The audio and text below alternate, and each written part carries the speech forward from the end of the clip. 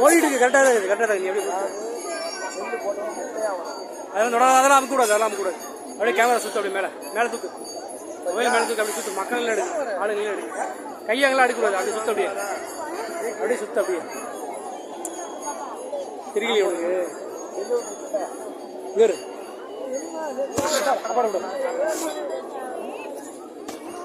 camera ஓடிட்டு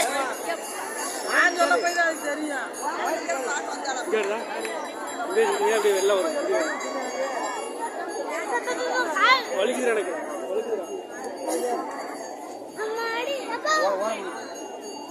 ஈரம்